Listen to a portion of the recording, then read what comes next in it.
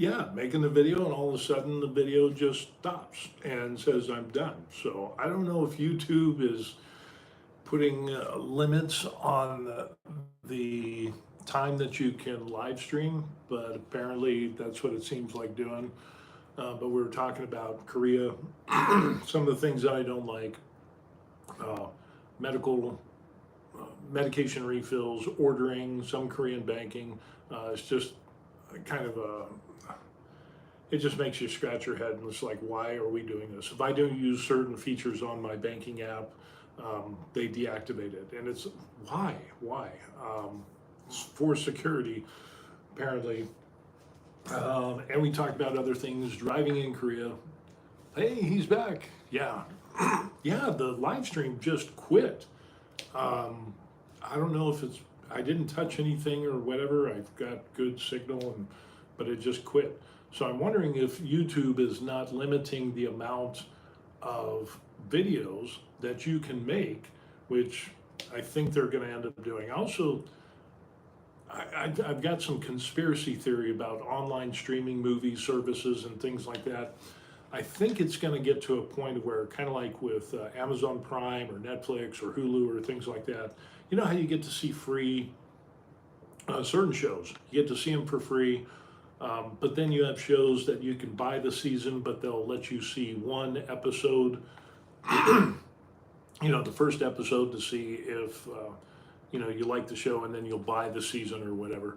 But then there's a number of shows on streaming services that are like, you can watch all 10 seasons or of a certain show or whatever.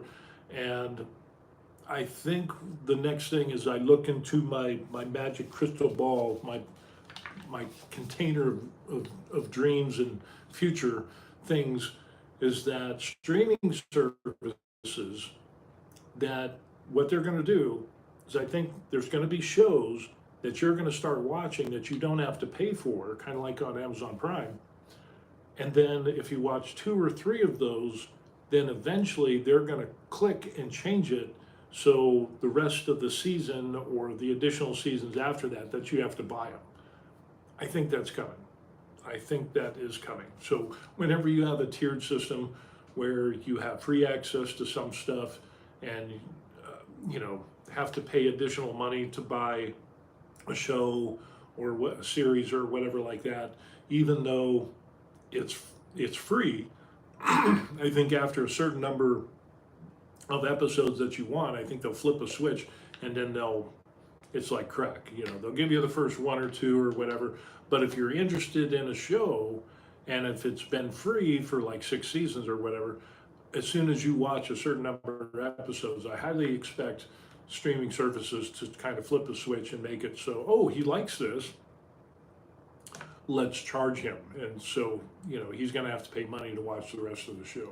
So I pay for none of these. I rent movies that I watch, and we get Disney Plus for free with a credit card. Cool. Yeah. Yeah, we just have our Amazon Prime because I order stuff from Amazon to get stuff here in Korea, which, by the way, not everything can be delivered to Korea. So, but the good thing is, if I order from Amazon, it's at a reasonable price, and the import fees, customs fees, aren't that bad if it's below $150. If it's more than that, then I'm gonna have to pay a little extra money. But even then, you'll have Korean vendors that will buy from Amazon and then turn around and sell it on Naver and Coupang, the 2 apps here in Korea that you can buy and sell or whatever. You can sell stuff, but they'll charge like double or triple the price of what you could get it on Amazon. So there's a lot of Koreans that don't know about Amazon, and yeah, it's highway robbery. I think it's to charge that much for an item. It's just criminal, I think. So yeah, we got that going on. Doing all of that stuff.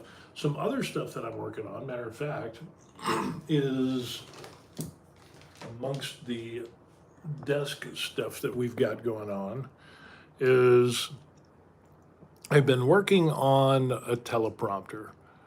So, there's some, kind of there's a big teleprompter that I'm working on there, and then I've got like a smaller one here that we're taking a look at, and this is the version 2 that's going to be for cell phone, and I just extended this out. So here's a mock-up of the cell phone, and we put that in there. It should have enough room. Yeah, we got enough room there and there.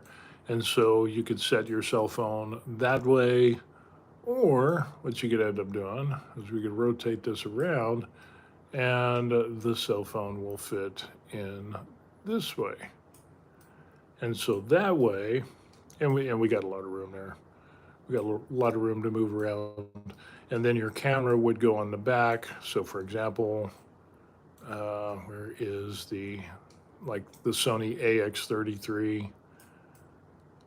I still need to work on the base on how that's gonna work. But basically that's what we're ending up there. And so your camera would look through the hole in the back, and then you have the glass, and I've got a cutout for the glass right in here, as we can see there. We've got that slot there, and that will hold a piece of glass that is, and you can see the slot that we have cut into that. And that will be a 4-inch by 6-inch piece of glass. So we would be able to have a teleprompter for a cell phone. And besides the big one that we're doing, so we're kind of making a big one too, I'm still kind of stuck on, the back side as far as, having what's going to come out the back here, how to connect that, and then have it so the camera comes into play. So I'm actually waiting, and we've got this one over here, which is a more refined one.